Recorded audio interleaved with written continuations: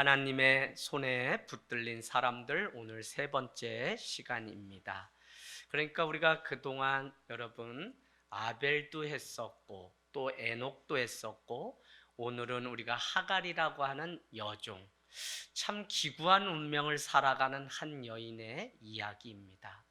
우리는 아브람과 사레만 하나님의 축복을 받았다고 생각하고, 그렇지 않은 첫째 부인이 아니기 때문에 그의 인생은 버림받은 인생인 것처럼 생각하지만, 어떤 인생도 하나님은 헛되이 짓지 아니하고, 하나님은 그 인생이 전화이복되어서 하나님의 일들을 감당하기를 원하시고, 참 그 기구한 운명인 한 여인을 향해서도 하나님의 그 손길이 짧지 않고 그를 찾아가서 그에게 삶의 길을 새롭게 열어가는 것을 우리는 볼 수 있습니다.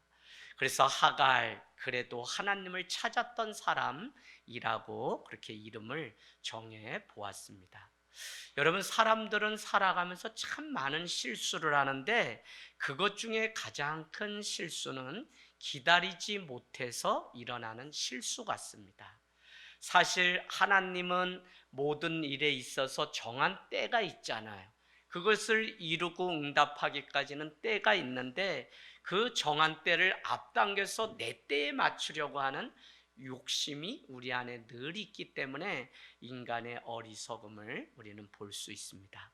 신앙은 한마디로 말하면 하나님이 정한 때에, 하나님이 원하시는 그 때에 가장 좋은 것으로 가장 좋은 때에 주신다고 하는 그 믿음을 가지고 여전히 기다리는 것이 믿음이고, 구원은 누가 받느냐면 구원은 하나님의 그 때를 기다리는 사람에게 구원이 임하는 것을 보면, 참 신앙은 이 때를 기다리고 때를 맞추고 때에까지 우리가 순종하면서 기다리는 이 일이 얼마나 어려운 일인지 모릅니다. 여러분, 우리가 잘 아는 것처럼 아담과 하와가 선악과를 먹어버리고 가인이 아우 아벨을 죽이고, 그런가 하면 인간이 자기의 이름을 내대기 위해 창세기 11장에는 뭐가 등장하냐면 바벨탑을 쌓는 일들이 일어납니다. 이 모든 일을 한마디로 말씀드리면 하나님의 때를 기다리지 못했던 사람들의 특징이죠. 그래서 신앙은 처음부터 끝까지 하나님의 때, 그래서 창세기는 우리에게 때를 먼저 말하면서 시작하죠. 태초에 하나님이 천지를 창조하시느니라. 그래서 이 때를 분별하고 때를 아는 것이 전도서 3장 1절은 모든 것에는, 범사에는 하나님의 기한 때가 있다고 우리에게 말씀하는 것을 보면, 신앙은 처음부터 끝까지 그 때를 기다리고 하나님의 때가, 왜 이게 중요하냐면, 우리는 사도행전 1장에도 제자들이 이렇게 묻습니다. 이스라엘의 회복의 때가 언제입니까? 라고 물었더니, 너희는 그걸 알 바 아니고 너희는 약속하신 하나님의 그 성령이 말씀하시는 것을, 이 예루살렘을 떠나지 말고 기다리라 라고 하는 그 말씀을 주시죠. 그래서 그들이 모여서 기다리던 끝에 1장 8절은 성령이 임하게 되고 권능을 받고 땅끝까지 이르러 내 증인이 되는데, 그 증인된 삶이 무엇이냐면 성령님께 순종하고 부르시는 그 자리에 가서 그곳에 믿음의 사람들이 세워지고 교회가 세워져서 하나님의 일이, 하나님 나라가 확장되는 것이 바로 사도행전이 우리에게 주는 말씀입니다. 그런 면에서 오늘 우리가 읽은 이 본문은 단순한 사건이 아니죠. 왜냐하면 남녀가 결혼했으면 당연히 그 가정에 자녀가 태어나야 하는데, 자녀가 전혀 자녀에 대한 소식이 없는 거예요.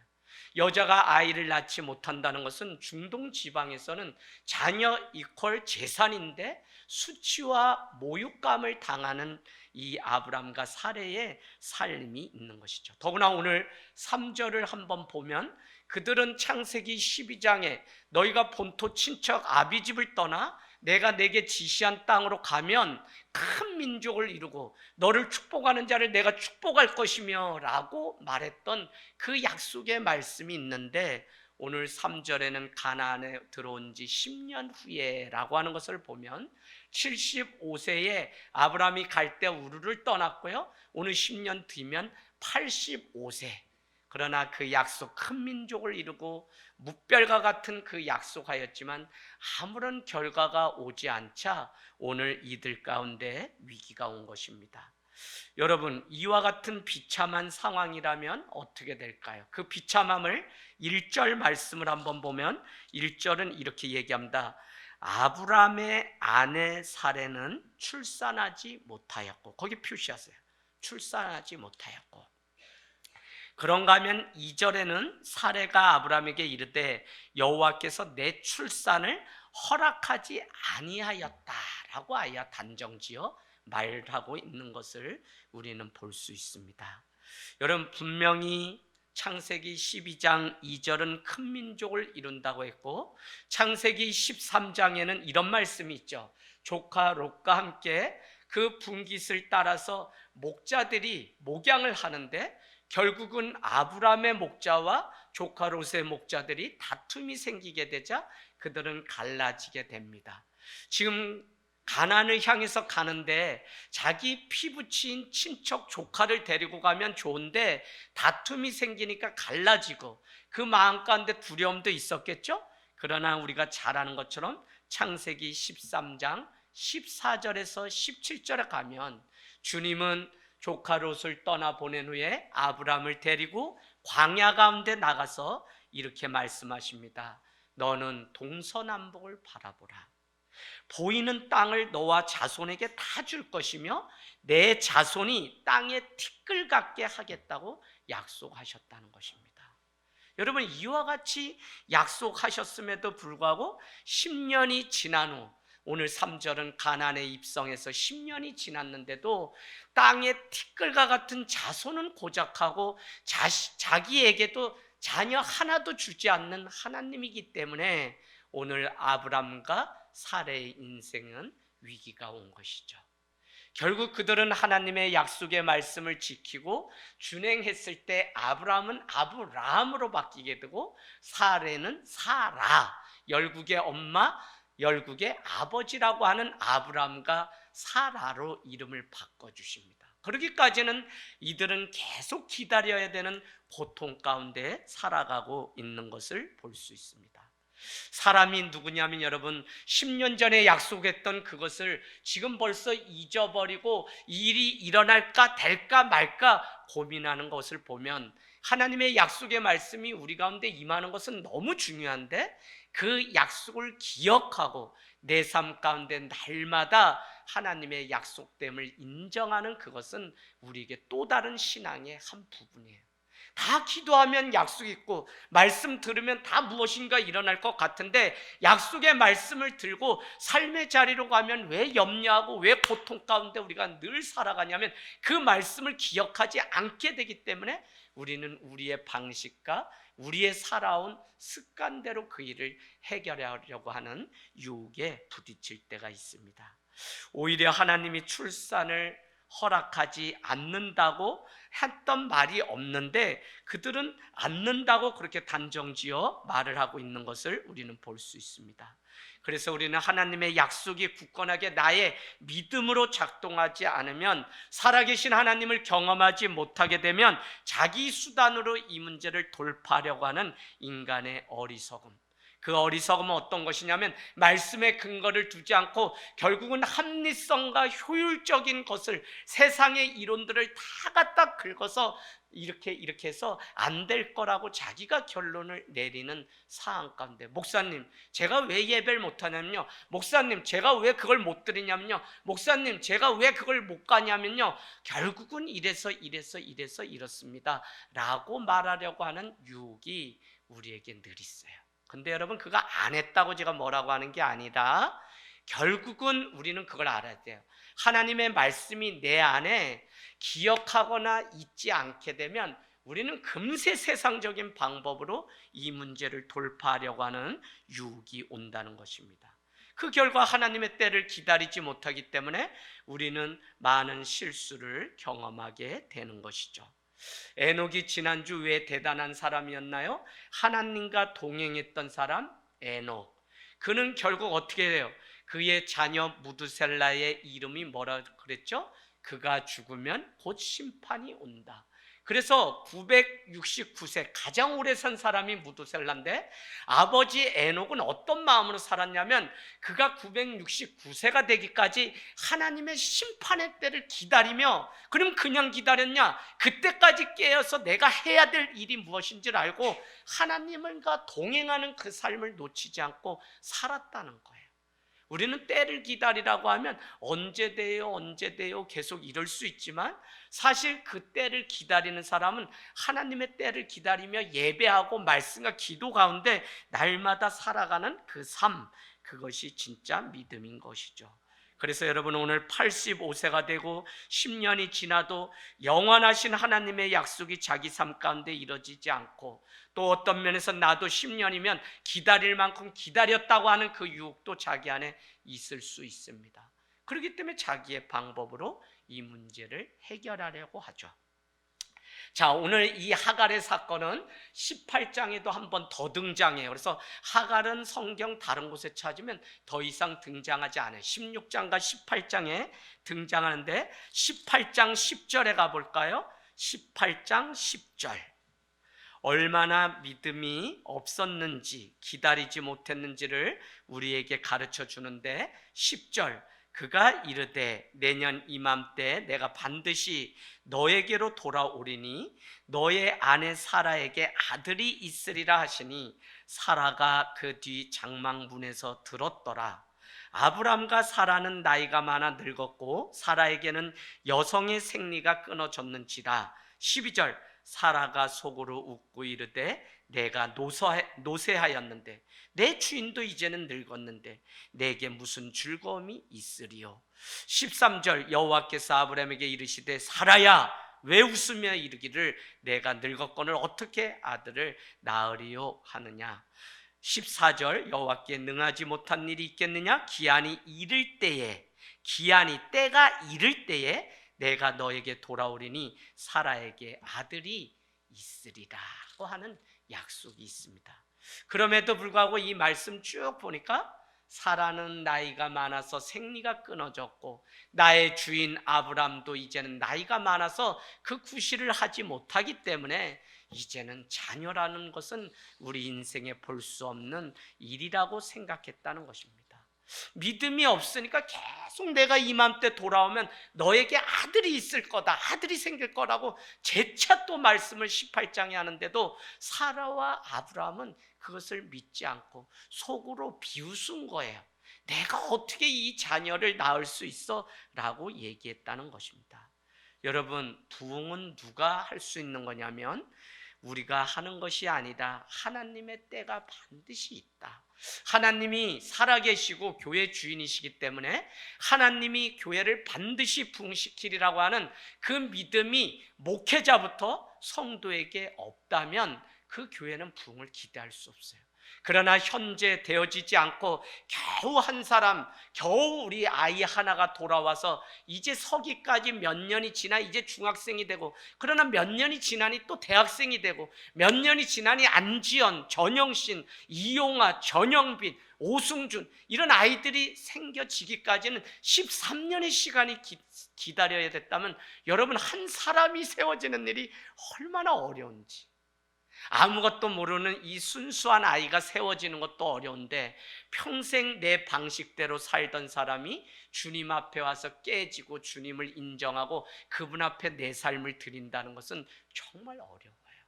그래서 오늘 여기 계신 우리 청춘교회, 바울교회, 마리아교회 연배만 돼도 세상을 살아가는 데는 우리가 도 같았고, 세상을 살아가는 데는 그냥 우리가 더 잘 알아. 그런데 교회에 오니까 자꾸 이렇게 살아야 된다고 하니까 이것과 벌써 부딪혀서 살아가는 이 일이 얼마나 어려운지 모르는 것이죠. 여러분, 오늘 결국 사례는 여종 하갈을 통해서 자손을 얻을 생각을 하게 됩니다. 10년을 기다렸기 때문에 10이라고 하는 것은 완전 숫자이기 때문에 오늘 기다릴 만큼 기다렸죠. 그래서 그가 그 가슴 아파서 자녀 하나를 얻기까지 애타는 그 마음은 경험해보지 않으면 몰라요. 저도 그냥 아이를 잃고 다시 생명을 보기까지 얼마나 두렵고, 그런데 그 자녀를 보면서 내 안에 상처가 깜짝같이 없어지는 일들을 경험하는 은혜도 주셨는데, 어쨌거나 이 자녀 하나를 얻기까지, 더구나 결혼해서 약속을 얻고 10년을 기다렸다면 우리가 아브람 믿음 없다 라고만 정죄할 일이 아니라, 인간이 이와 같이 연약하구나 라고 오히려 우리는 생각할 수 있는데, 3절 말씀해 보니까 전혀 기다리지 못하고 사례가 결국 낸 아이디어가 3절에 보면, 16장 3절에 보면 아브라함의 아내 사레가 그 여종 애굽 사람 하갈을 데려다 그 남편 아브라함에게 첩으로 준 때는 아브라함이 가나안 땅에 거주한 지 10년이 되었다는 것입니다. 여러분, 그러니까 첩 하갈을 남편 아브라함에게 보낸 사람이 누구냐면 바로 사레라고 하는 여인이라고요. 그럼에도 불구하고 자기가 저지른 인간적인 이 방법 때문에 본인은 괴로움을 당하고, 이 일로 인해서 여자의 난이 그 안에 일어나는 것을 우리는 볼 수 있습니다. 하나님이 약속하신 것을 얻지 않는 것은, 여러분, 육적으로 잘 되는 것은 그냥 육신의 아들을 얻은 것이지, 이스라엘을 대를 이을 하나님의 그 나라를 이뤄갈 아들을 얻은 게 아니에요. 그렇기 때문에 오늘 이스마엘을 설령 얻었다고 해도 이것은 하나님이 원하셨던 것이 아니라 바로 육적인 자기의 욕심을 채운 것에 불과한 것입니다. 오늘 하나님의 약속한 때가 되지 않은 것이지 하나님의 약속이 끊어진 것이 아닌데, 사례는 자기의 방법으로 하나님의 때를 댕기려고 자기가 결정하는 것을 볼 수 있어요. 믿음이 여러분 무엇일까요? 믿음은 참 많은 것으로 설명할 수 있는데 그냥 신뢰하는 것이더라고요. 믿음은 지금 눈을 보면 내 안에 이뤄질 게 하나도 없어. 나 이렇게 살다간 다 굶어 죽기 딱이야. 나 이렇게 살다가는 우리 처자식 다 막 어떻게 될지 몰라. 나 이렇게 개척했다가는 정말 나뿐만 아니라 내 가족들 다 고생시킨다고 사람들이 얘기하니까 어떻게 될지 몰라. 그런데도 하나님이 나와 함께 하신다고 하는 그 믿음, 그것 때문에 신뢰하고 그분을 끝까지 따라가는 것. 여러분, 어떻게 우리가 결혼해서 가정을 이루나요? 제가 결혼 예비학교를 할 때마다 꼭 이렇게 얘기합니다. 자매를 사랑하나요? 형제를 사랑하나요? 그럼 막 고개를 까딱까딱 막 부러질 정도로 내일 모레 결혼은 해야 되겠고, 그러니까 막 뜨겁죠. 그러니까 막 사랑한다는 거예요, 막 뭐로. 그러면 제가 이렇게 묻습니다. 저 남편이, 형제가, 저 아내가 부정한 일을 해도 그를 신뢰할 수 있나요? 그럼 놀래요. 그럼 제가 이렇게 얘기합니다. 지금 사랑이라고 하는 것은 당신이 젊기 때문에 감정으로 하는 사랑일 수 있습니다. 진짜 사랑은 상대방이 어떤 자리, 어떤 병을 얻고 어떤 실패를 해도 그를 끝까지 믿어주는 신뢰를 바탕으로 한, 기본으로 한 사랑이야지 그게 사랑이지, 지금 인간적인 감정에 막 사랑한다, 이게 얼마든지 바뀔 수 있기 때문에 당신은 저 형제를, 저 자매를 정말 신뢰하나요? 라고 물어요. 여러분, 우리가 하나님 사랑해요? 그런데 무엇이 문제냐면 신뢰하지 않는 게 문제예요. 그래서 하나님이 하실 거라고 했다면 정말 끝까지 믿고 기다리는 이 신뢰가 우리 안에 있어야 역사가 바뀌고 세상이, 다른 세상이 열리는데, 신뢰를 끝까지 하지 못하니까 우리가 안 돼요. 조금만 가면 저 정상에 도착하는데 가다가 힘드니까 아우 괜히 왔다 하고 막 원망하죠. 제가 청년 때, 제가 산을 좋아하니까 워낙들 많이 데리고 가는데 청년 사역하면서 절반은 저한테 다 쏘갔다는 애들이에요. 걔는 누구냐? 치악산 올라가다 절반 올라가서 다 내려가고, 목사님 조금만 가면 정상이 있다더니 아니네요 하고 다 내려간 아이들. 여러분, 이 신뢰라고 하는 게 너무 중요한데, 약속이 있다면 그것이 이루어지기까지는 믿음으로 드리는 그 신뢰가, 그래서 나의 방식으로 앞당기려고 하는 것이 아니라 하나님의 약속을 믿는 것. 만일 내가 내 방식으로 그 일을 이루려고 하면 하나님의 약속이 이루어지기까지 점점 더 멀어지는 것을 우리는 경험해요. 그래서 아야 손을 들고, 그래 나는 하나님이 하실 때까지 내가 그냥 하겠다. 그래서 여러분 한번 적어놔 보실래요? 사단과 성경은 우리에게 명확하게 가르쳐 주는데, 사단은 우리에게 뭐라고 가르치냐면 하나님도 믿어라, 이렇게 얘기해요. 하나님도 믿어라. 성경은 하나님만 믿어라. 구분하시겠어요? 왜 우리가 합리적, 효율성 따지면서 자꾸 인간적인 방법으로 신앙의 길에서 떠나냐면, 자꾸 하나님도 믿고 세상의 방법도 믿으려고 하는 유혹이 우리 안에 있기 때문에 우리가 하나님만을 의지하고 신뢰하지 못해요. 근데 그게 아니라 내가 죽고 힘들 때에도 나는 하나님만. 그래서 올해 어떤 가정들 막 보니까 우리 가정은 하나님만 믿겠다. 그게 누가 그래요? 여호수아 24장에 가면 나와 여호수아, 나는, 나와 우리 집은 여호와 하나님만 믿겠다고 하는 고백이 여호수아 24장일 거예요. 거기에 등장해요. 만 믿겠다는 만. 근데 자꾸 사단은 아니야, 하나님도 믿고 부처도 믿고 돈도 믿고 건강도 믿고 이렇게 가르쳐요. 근데 성경은 아니, 하나님만 믿으라고. 하나님만 믿는 게 뭐냐면 유일신 사상이고, 어제 저녁에 우리 전도사님이 나눠주셨던 너희는 나 외에 다른 신을 섬기지 말라고 했던 신은 없어요, 하나님 외에는. 그래서 우리가 유일신이라고 믿는다 그랬잖아요. 부처도 신, 뭐도 신이 아니라 그 중에 하나님이라는 신을 믿는 게 아니라, 우리는 천지를 지으시고 우리의 모든 생사화복을 주관하시는 분은 오직 여호와 하나님만 있다는 그 믿음으로 믿는 게 우리 믿음이기 때문에, 여러분 사람들이 볼 때 우리 외골수 같아야 돼요. 왜? 하나님 앞에서는 그분만 믿고 내가 따라가니까 방법이 많이 있다는 거예요. 사람들이 아니 집사님 그거 은행에도 찾아가 보고 뭐 사람도 만나보고 누구 해봐, 자꾸 방법을 우리에게 가르쳐줘. 그때 우리는 그 세상의 소리를 끊고 나는 하나님만 의지하고 기도하고 하나님만 말씀하실 때까지 나는 기다리겠다고 하는 그 믿음이 있어야지 우리가 주님의 놀라운 일, 땅끝까지 저 묵별과 같이 약속하신 하나님의 그 약속을 우리가 누려서 간증자의 자리에 올라갈 수 있지, 세상적인 방법 다 해보고서 뭐 잘 되면 그게 어떻다고요? 더 위험하다고요. 위험하다고요.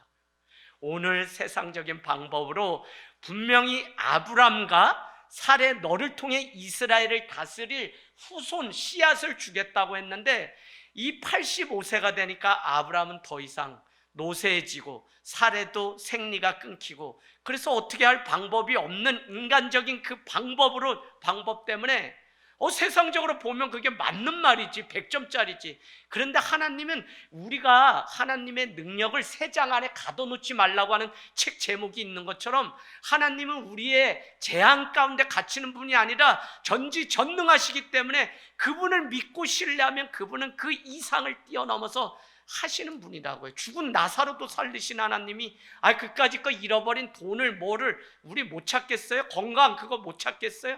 하나님만 의지하고 그분이 고쳐주실 거 믿고 하나님이 주실 것을 믿으면, 말씀 가운데 우리가 믿으면 하나님이 알아서 나머지는 다 하시는 거지, 우리는 그때까지 신뢰하고 믿기만 하면 돼요.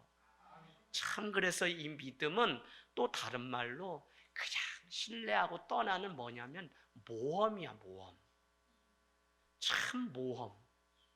권사님, 내 인생 여기까지 이렇게 오산으로 와서 하늘 땅으로 이렇게 해서 조그만 이지양 목사님 만날 거라고 상상이나 했어요?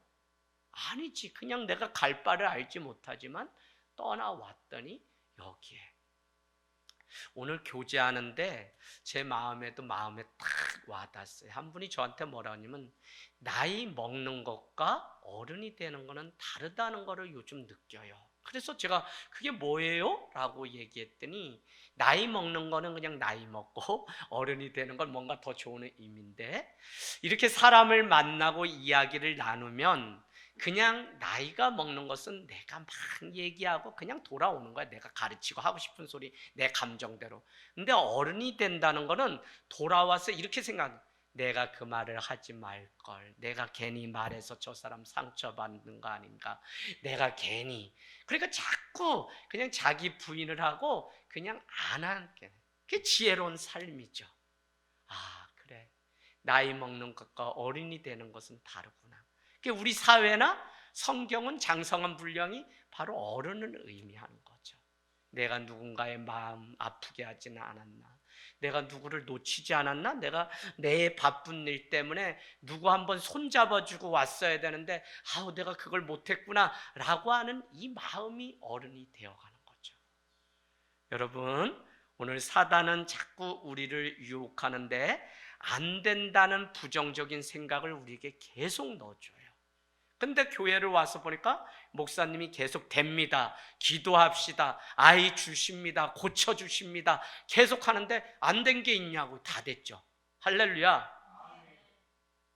그래서 저는 우리의 믿음도 2024년도는 정말 자라서 하나님이 살아계시고 나와 역사하고 우리 공동체와 역사하시는 이 하나님을 우리가 경험하는데, 이게 어디까지 가야 돼? 우리 자녀들에게까지 가면 이건 이제 끝났어. 애들이 하나님이 살아계시고 나와 함께함을 느끼고 체험하면 그 아이는 이제 방황해도 더도 돼. 왜냐하면 한 번 주님의 진짜 사랑을 경험한 아이는 돌아오게 돼 있어요. 하나님이 자기 자녀 택했는데 버리시겠어요? 지가 깨닫지 못하고 자꾸 떠나는 게 문제지. 와요.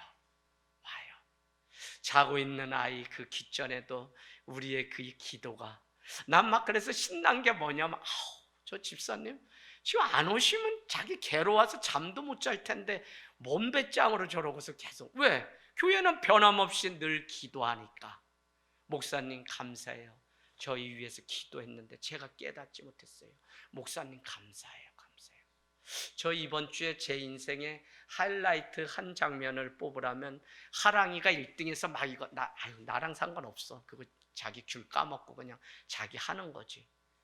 제 손을 1층 밖에서 꼭 잡아주는 한 남자, 우리 하늘땅교에서 가장 본때도 없고 뻗정다리에다가 그냥 비비 꼬고 그러시는 분, 그분은 누구냐면 권미영 집사님의 남편 경익수 집사님. 누가 물었냐 시켰냐 느닷없이 저한테, 목사님, 아니 근데 예배 시간에 보니까 조셨거든요. 그런데도 이게 한국교회 교인들은 이게 딱 훈련이 됐잖아요. 근데 귓구멍은 열어놓으셨다 그러면 난 할 말 없어. 목사님 좋은 말씀 전해주셔서 너무 은혜를 많이 받는데 올해는 제가 작정하고 열심히 신앙생활할게요. 목사님 큰 도움 되지 못해도, 진짜예요, 도움되지 못해도 제가 속은 속이지 않겠어. 그래서 내가 약이 있다던데 쥐약이 요즘 계속 뭐 하는데 이거 왜 이러시지? 하나님의 때가 가까웠나? 근데 나를 손을 콕 잡고, 늘 우리 아시잖아요, 이거 주머니에 손 넣고 이러고선 허리 아프세요? 그러면 아유 뭐 이러시는데 이번 주는 저를 손을 꼭 잡아주면서 더 잘할게요 그러는데, 이제 이번 주가 기다려지는 거지 진짜 더 잘하시는지. 그럼 보면 알아. 아유 많이 또 기다릴 거 없어. 한 주만 딱 하면 진짜인지 아닌지 다 드러나. 나는 더도 기다릴 필요도 없어. 일주일만 기다리면 다 드러나. 그런데도 주의 종도 그렇고 하나님도 그럴 것 같아요. 그냥 잘할 거라고 하는 그 믿음으로 믿고 신뢰하고 기다려주는 거지. 내 자식 새끼가 정말 잘해서 그걸 믿어주냐? 부모가 되니까 뭘 알겠냐면 저거 좁혀야 되는데 그냥 어떻게 막 의심되는 것도 많고 그러는데 저걸 믿어줘야지. 그걸 또 의심 간다 해서 다 까발리면 저의 잘못돼. 그러니까 그렇구나 요게 하나님 마음이더라니까. 할렐루야. 그냥 믿어주고 그냥 주 안에서 이 자녀가 잘 될 것을 믿어주고 우리는 기도하고 가르칠 것을 가르치면 하나님의 때에 하나님이 바꾸겠지. 뭘 그걸 혈과 육의 싸움이 되도록 막 조선팔도 욕을 해감이 내가 이럴라고 살았나 하면서, 이제는 그거 다 지났어. 결혼해서 10년 살았으면 이제는 그거 가지고 더 싸우면 안 돼. 그냥 기도하는 거지. 저 남자가 평생 나랑 살기 전에 30년을 저러고 살고 자기 멋대로 살아온 사람인데 저 사람을 내가 10년 살면서 바꾼다? 그거는 하나님도 못 바꿔. 그러니까 그냥 기도하고 그냥 믿고 기다려주는 거, 이게 참 어려운데 사랑은 사실 기다려주는 거잖아요. 자, 그래서 오늘 사단이 유혹하는 그것에 우린 속지 말아야 돼. 분명히 주님은 너희가 세상에서는 환난을 당하나 담대하라, 내가 세상을 이기었노라 말씀하시기 때문에 우리가 승리를 얻기까지는 환난을 당해요. 약속이 그냥 이루어지는 게 아니라 환난을 통과해야만 약속이 이루어지고, 그래야만 그게 참 보물이 되지, 수고도 안 한 데서 거두는 그게 무슨 열매가 되고 보물이 되겠어요. 나는 그냥 열심히 수고해서 씨를 뿌려, 그러면 열매가 맺혀. 그러면 그 열매는 누가 먹는 거냐면 나 외에 다른 사람이 먹는 거야. 예수님이 십자가에 달려 돌아가셨어. 그러나 그 보혈로 제 씻음 받은 사람이 누구냐면 그를 믿는 사람들이. 저는 우리 믿는 사람들이 다 잘 되고 여러분이 부자도 되고 다 됐으면, 다만 그것을 가지고 어떻게 사용하고 어떻게 쓰려고 하는지가 분명하면 하나님이 물질이고 명예고 돈이고 다, 그러나 그거를 나를 위해서가 아니라 하나님 나라를 위해서 사용한다면 하나님이 또 주시겠죠. 돈 뭐 없이 그냥 사는 사람들이 목회자지, 어느 날부터 그거 욕심내기 시작하면 목회 못하지. 그러면 내가 미래는 이제 어떻게 되나, 나 땅 소새끼 똥 치러 가야 되나, 별 생각 다 들지. 그래도 하나님이 야 여기까지 먹여 살렸는데 그까짓 거 뭘 걱정하냐, 또 이런 마음 주세요. 그러니까 그냥 기도하면서 늘 하나님이 그래, 또 공동체가 있는데 하는 그 믿음, 그 신뢰 때문에 이 길을 걸어가게 됩니다. 여러분, 인간적으로 취한 방법은요 꼭 보면 결국 문제만 더 많아져요. 그래서 영원히 문제가 해결되는 게 아니라 하갈의 임신을 알고 사레는 그날부터 하갈을 멸시하기 시작하죠. 4절에 보니까 느닷없이 아브라함이 하갈과 동침하였더니 하갈이 딱 임신하게 되는데 그가 자기의 임신함을 알고 그의 여주인을 멸시한지라. 저는 이것도 다 읽어보면서 사례도 승질도 참 더럽다, 이 여자도. 아니 하나님이 그런다 그러면 자기 안 생기면 가만히 있고 그러지, 주책맞게 왜 하갈은 그 방에다가 동치마라고 집어넣고 애가 딱 생기네? 그랬더니 그날부터 누가 훈련받냐면 하갈이 그 못난 승질 고치냐고 훈련받는 거죠. 그래서 남편한테 찾아가가지고 막 뭐라고 하는 거지. 어디에 나와? 6절에 아브라함이 사라에게 이르되 당신의 여종은 당신의 수중에 있으니 이제 당신의 눈에 좋을 대로 그에게 행하라 하며 사레가 하갈을 학대하더니 하갈이 사레 앞에서 도망하였더라. 얼마나 괴롭히는지. 살다 살 수가 없어서 임신하였는데도 그냥 막 몸으로 그냥 도망을 가야 되는 상황이면 사레가 하갈을 얼마나 괴롭혔을까요? 자기 때문에 빚어진 일인데 남편을 잡고 나는 이젠 못 살아, 당신이 책임져. 그게 어디에 나? 5절에 사레가 아브라함에게 이르되 내가 받는 모욕을 당신이 받아야 옳도다. 내가 나의 여종을 당신의 품에 두었거늘 그가 자기의 임신함을 알고 나를 멸시를 하는데 아주 꼴 같지 않게 나를 멸시하고 당신과 나 사이에 누가요? 여호와께서 판단하기를 원한다. 그러면 하나님이 판단하게 둬야 되는데 그거 말만 그렇지 저 여자 때문에 내 인생 이제 잘못됐다고 얼마나 그러니까 아브라함이 아니 그 여종은 당신의 것이니까 당신이 보기에 좋은 대로 처리하십시오 했더니 그날부터 막 학대를 했더니 하갈이 만삭이 돼서 도망을 갔다는 거예요. 도망을. 여러분 결국 100세의 아들 이삭, 약속하신 아들을 얻게 되잖아요. 그러기까지 이 많은 숱한 과정 속에 믿음 없음을 성경은 우리에게 다 드러내고, 더구나 비교의식에 빠져서 이와 같이 그 아내를 괴롭히고 이렇게 또 쫓아내는 일들을 우리는 볼 수 있습니다. 여러분 그것도 핏덩어리 아들 하갈을 이끌고 도망가는 신세가 된 것입니다. 그래서 아브라함과 사라의 믿음이 얼마나 부족하고 연약했는지 우리는 알 수 있죠. 이미 아브라함은 우리가 알다시피 애굽 땅에 갔다가 아내를 누이라고 속이는 인간적인 죄를 지었는데 오늘은 인간적으로 하갈을 취하여 더 큰 죄를 낳게 되는 것을 우리는 볼 수 있습니다.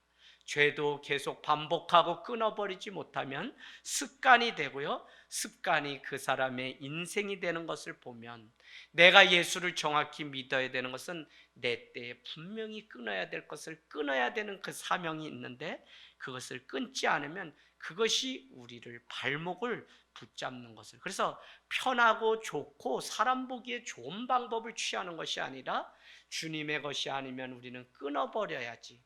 그렇지 않으면 그것이 우리의. 그래서 저는 시골 출신이다 보니까 그 아버지가 도박을 하면 어쩌면 그 아들도 도박을 하는지, 그냥 그 아버지가 가장 여자 문제가 복잡하면 그 아들도 그렇게 복잡해. 그래서 시골에 한 번씩 가면 어머니가 그냥, 내가 묻죠. 엄마 뭐 우리 동네 다 괜찮나요? 그러면 엄마가 이렇게 한두 가지 말씀해 주시는데, 그게 그냥 10대 뉴스 안에 들어갈 만한 사건이 동네, 그 작은 동네에서도. 근데 그 대부분 내용이 다 아버지가 했는데 그 아들도 그렇게 살아가는 그런 내용인 것을 우리는 볼 수 있습니다. 여러분, 믿음의 조상 아브라함이라고 얘기하지만 아브라함이 복의 근원이라고 말씀했음에도 불구하고 완성은 아니기 때문에 예수 그리스도가 오셔서 그 복됨을 완성해야만 하는 것입니다. 그래서 우리는 예수 그리스도를 믿어야만. 제가, 여러분 여기 목회자로 안 있으면 저도 아버님이 기관 노릇도 해보시고 한자를 알고 똑똑하시기 때문에 사주팔자부터 많은 거 다 능하셨다. 늘 볼 때마다 우리 집안을 드디어 제 아기가 세울 때 관운도 인복도 복이란 복은 다 있대. 그래서 제가 목회자가 그게 싫어가지고 됐는데, 그게 뭐 맞는 그런 건 아닌데 그냥 하나님 믿으니까 이렇게 참 사람들께 인정받고 사람들 앞에 세우고, 뭘 안 하려고 하는데도 도망가도 오산했는데 여기까지 사람들이 왜 찾아와요? 내가 뭔 책을 써? 그냥 조용히 살라고 하는데. 근데 하나님이 자꾸 뭐 이렇게 일을 만들어서 죽겠다니까요. 돈이 있다면 제가 부자가 돼서 이 주머니를 하루에 막 몇 천만 원씩 써야 되는 자리에 있어요. 왜? 도와야 될 사람들이 너무 많아. 그래서 오죽하면 집사람이, 아유, 당신도 아니 우리가 그지인데 한 사람이 없어서 어떻게 우리보다 더한 또 그지를 보내가지고, 그지가 그지를 도울 수는 없는데 어떻게 하나님은 이렇게 사람들. 그럼 내가 오늘 뭐 사줬다고 영수증 뒤밀면 오늘도 당신이 또 대접한 거야. 어렵더라고. 그래서 오늘 뭐 또 눈물 가운데 와서 교회를 접네 마네. 그런데 내가 이 추어탕 한 그릇이라도, 김경호 가마솥 추어탕 이거라도 한 그릇 내가 대접해야지 그냥 못 보냈어. 그러니까 그냥 카드가 쓱쓱 긁는 소리가 들리니까 집사람이, 아유 당신은 대접은 받지 않고 맨날 누구 대접만. 근데 어떻게 그냥 그렇게 하나님이 만들어놨는데 또 불쌍히 여기는 마음까지 주셨네 하나님이. 그래서 없어도 내 거 그냥 속옷 제약은 다 벗어서 그냥 그 사람 입혀서 보내야 되게 만들었으니 이걸 어떻게 해요? 나도 그러고 싶진 않은데. 근데 사람들을 그렇게 하나님 많이 보내주시고 그러세요. 여러분, 참 예수 그리스도를 믿음으로 인해서 복이 우리에게 오셨다고 하는 그게, 저는 아브라함 창세기 12장에 주셨던 큰 민족을 이루고 너를 축복하는 자를 축복하며 너를 저주하는 자를 저주한다. 관계의 복이죠. 너로부터 시작되는 거죠. 너는 복 자체라고 얘기하고. 그래서 하나님이 주신 그 복이 예수 그리스도로 인해서 완성되는 것을 우리는 경험할 수 있습니다. 16장 1절, 하나님의 때를 기다리지 못한 아브라함의 믿음 없음은 결국 하갈과 이스마엘만 고생을 시키게 되는데, 오늘 하갈이 누구냐면 16장 1절은 한 여종이라고 소개하고 애굽 사람이라고 하는데, 애굽 사람은 세상 사람, 이방인이라고 하는 의미가 있죠. 그러니까 평생 한 여종이었다고 하는 이 말은 평생 지켜야 될 자기 위치가 무엇인지, 여종은 주인이 명령한 대로 살아가는 사람을 의미하고 있죠. 그래서 그는, 이방인이었던 그는 하나님의 약속을 대신할 수 있는 사람이 아니라 그는 결국 이방인이고 그냥 종이기 때문에 주인의 말을 따라가야 되는 사람에 불과했던 것을 우리는 알 수 있습니다. 오늘 저는 말씀을 마치면서 하갈의 입장에서 우리가 이 말씀을 보려고 합니다. 하나님의 명령이 아닌데 그러면 행하지 말았어야 되는데 사라의 잘못이 무엇인지 분별할 수 있는 눈이 있었어야 돼요. 왜냐하면 그에게도 그냥 믿음이 없고 하나님을 모르는 자가 아니라 하나님을 아는 자였다는 것을 우리는 알 수 있습니다. 하갈이 광야의 샘물 곁, 곧 술길 샘 곁에서 여호와의 사자를 7절 8절에 만나게 되는데 하갈에게 묻죠. 내가 어디서 왔으며 어디로 가느냐? 이것은 우리에게 하나님이 늘 묻는 질문이죠. 너의 시작이 어디고 너의 끝이 어딘지 묻죠. 그때 우리는 정확하게 그것을 대답할 준비를 해야 되는데 이것이 없으니까 오늘 여주인을 피해서 도망가고 있는 하갈의 모습을 볼 수 있습니다. 그러나 9절을 보니까 하나님은 하갈에게 여주인 사라에게 돌아가서 그 수하에 복종하라고 그렇게 명령을 합니다. 그래서 길을 잃었을 때 우리 인생 주인 되시는 하나님께 우리도 돌아가야 되듯 오늘 그 주인 사라에게로 다시 하갈에게 돌아갈 것을, 거기에만 평안이 있고 거기에만 다시 복음이 있다고 하는 사실을 우리에게 가르쳐 주죠. 하나님은 10절에 하갈에게도 축복하신 게 저가 오늘 보려고 하는 놀라운 말씀입니다. 9절 여호와의 사자가 그에게 이르되 내 여주인에게로 돌아가서 그 수하에 복종하라. 10절 여호와의 사자가 또 그에게 하갈에게 이르되 내가 너의 씨를 크게 번성하여 그 수가 많아 셀 수 없게 하리라. 이것은 아브람과 사라에게 하셨던 축복인데 똑같은 축복을 하게 됩니다. 그러면서 11절에 여호와의 사자가 또 그에게 이르되 내가 임신하였은즉 아들을 낳으리니 그 이름을 이스마엘이라 하리라. 이는 여호와께서 너의 고통을 들으셨습니다 라고 하는 뜻이라는 겁니다. 여러분, 하갈의 이름의 뜻은 뭐죠?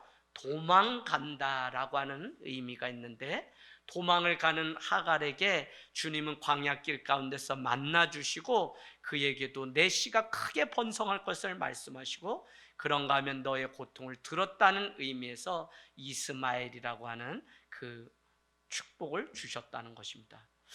여러분, 광야 가운데서 이스마엘의 운명은 우리가 잘 보듯 12절에 그가 사람 중에 들나귀 같이 되리니 그의 손이 모든 사람을 치겠고 모든 사람의 손이 그를 칠지며 그가 모든 형제를 대항하기서 살리라.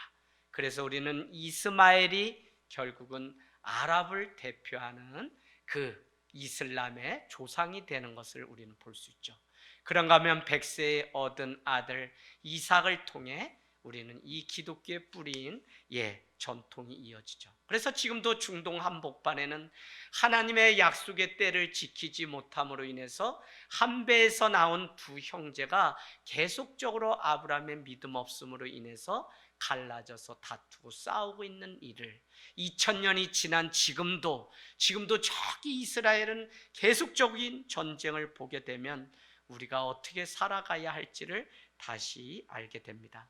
아무튼 오늘 아무것도 아니고 우리가 볼 때는 도망자였고 우리가 볼 때는 그가 정말 하나님이 약속하신 씨를 얻지 않았다고 할지라도 하갈의 절규라고 하는 그림이 있는데 그 그림을 보면 하나님 내가 어디로 가야 합니까 하는 그 절규를 하나님이 귀를 여시고 들으시는 장면이 나옵니다.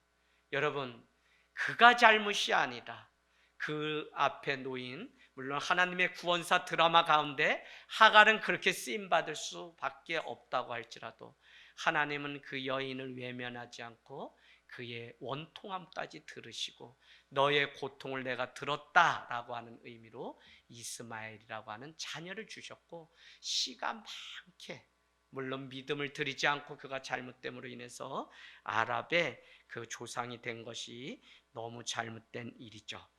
우리가 아무튼 좋은 사람, 또 끝까지 하나님의 일을 이루면서 걸어갔던 사람, 다양한 사람들을 만나면서 어쨌거나 그 인생의 길목에 있으나 마나하고 버려진 인생 같고 또 그는 하나님의 저주 가운데 있는 것 같지만 그래도 하나님이 그의 소리를, 그의 음성을, 그의 절규를 들었다라고 하는 그 한마디가 그의 인생 가운데 있다면 이것도 그 인생을 향하신 하나님의 변함없는 사랑이라고 하는 사실을 우리는 보게 돼요.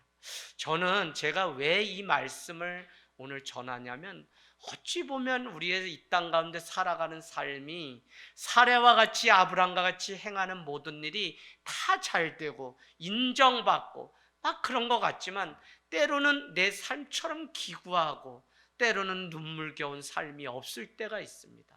여전히 살아보려고 하지만 도망자의 삶을 살아가는 오늘 삶과 같은 때가 있어요. 그러나 여러분, 그와 같은 때도 하나님은 우리를 주목하시고 우리를 향해서 승리자의 인생으로 바꿔가시는 하나님의 계획. 그래서 끝까지 기다리고 끝까지 믿음으로 세상적인 방법이 아니라 하나님께 뜻을 정해서 살아가는 저와 여러분이 되시길 주님의 이름으로 부탁을 드립니다.